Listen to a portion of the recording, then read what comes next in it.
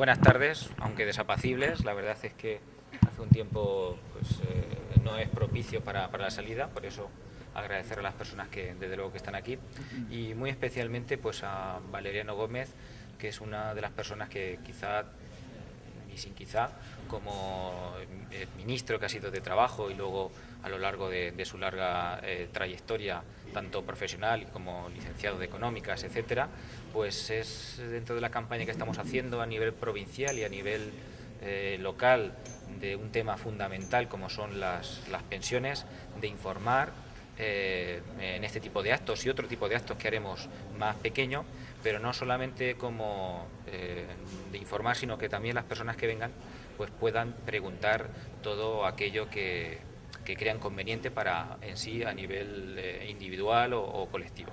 Por lo tanto, yo creo que esta campaña del Partido Socialista, que ha sido el partido que ha creado y ha consolidado en gran medida las pensiones, pues hace esta campaña en contra de la reforma de las pensiones que ha hecho el Partido Popular. Y yo creo que estamos muy contentos de que hoy esté aquí Valeriano Gómez,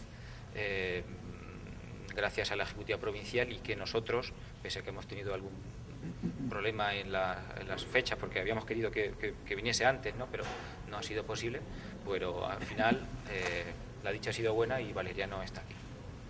El objetivo de este acto y de otros tantos centenares que estamos celebrando durante los últimos meses en el conjunto del territorio nacional es explicar una reforma con la que el Partido Socialista se ha mostrado contrario, una reforma en el sistema de pensiones que sucedía y que sucede a otra gran reforma abordada hace 2 años.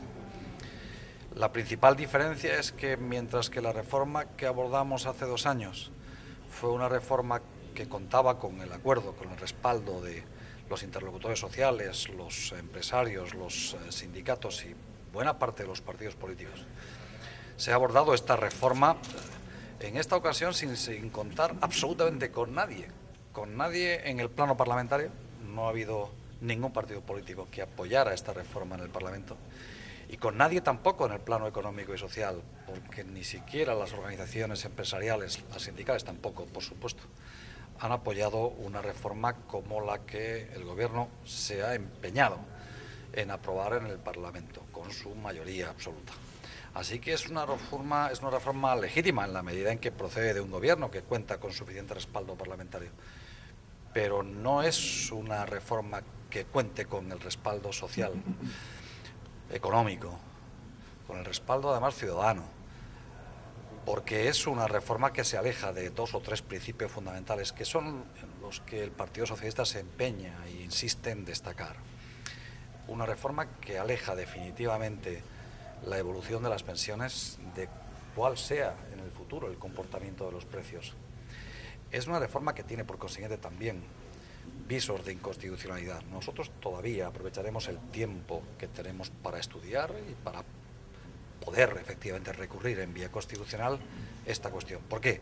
Porque la Constitución habla de que tenemos que tener un sistema en España de pensiones que proporcione pensiones adecuadas, suficientes y actualizadas, dice la Constitución periódicamente.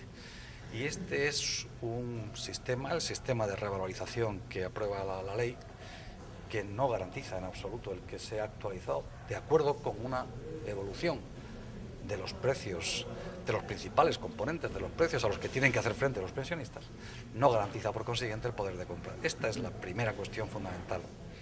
Nos oponemos a la reforma por su forma, como he dicho antes, porque es una reforma que no ha contado con el más mínimo apoyo, ni siquiera con el más mínimo tiempo para el diálogo. Este es un tema importante.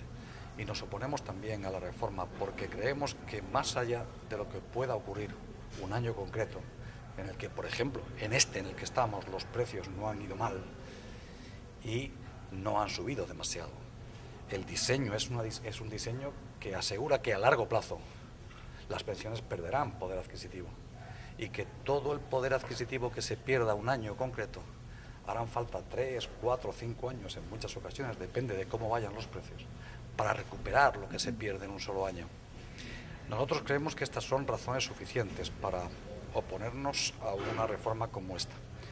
El problema no está en que un día un gobierno deje de actualizar las pensiones como pasó hace un año, en el año 2012, cuando los precios subieron muy por encima de lo que habían subido y por consiguiente tenían que actualizarse las pensiones y no se actualizaron por parte del gobierno del PP. O en el caso del gobierno anterior, cuando hubo que pedir un esfuerzo a las pensiones más altas para no actualizarlas. Este no es el problema. Nosotros no estamos en desacuerdo con que un gobierno se vea obligado a solicitar el esfuerzo de todos en momentos de crisis, en circunstancias excepcionales.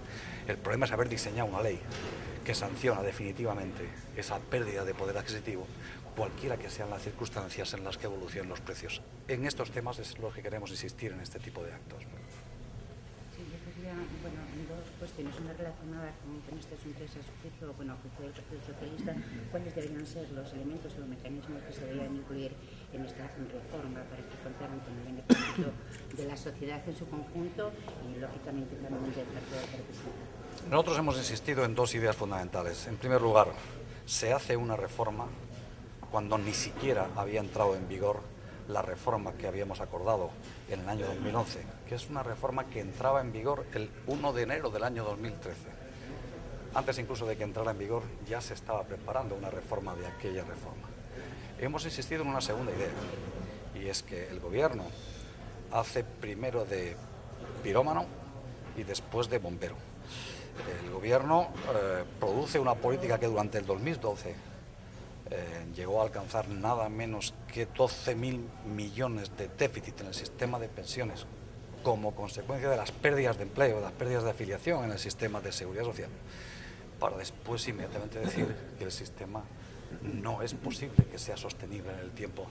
Esos prácticamente 12.000 millones de déficit del sistema en el 2012 se han convertido también, se convertirán, cuando conozcamos los datos del año 2013, del año pasado, en otros 13.000 millones más de déficit, porque los problemas en nuestro mercado de trabajo siguen vigentes. Se anuncia la recuperación, pero mientras tanto la afiliación a la seguridad social no crece.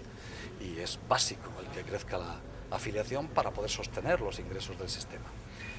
Y lo que decimos es que además hay un fondo de reserva, cuya utilización por parte del gobierno nosotros no criticamos. Para eso está. Si el fondo de reserva está precisamente para que cuando las cosas van mal, los gobiernos puedan utilizarlo. Para eso se creó y para eso dejamos un fondo de reserva de 70.000 prácticamente millones de euros en el año 2011. En lo que no estamos de acuerdo es que el mismo gobierno que se queja de la herencia recibida sea el gobierno que utilice intensivamente ese fondo de reserva durante los 2 últimos años para poder pagar las pensiones. Y por último, y en tercer lugar, nosotros creemos que mientras que haya fondo de reserva debe utilizarse.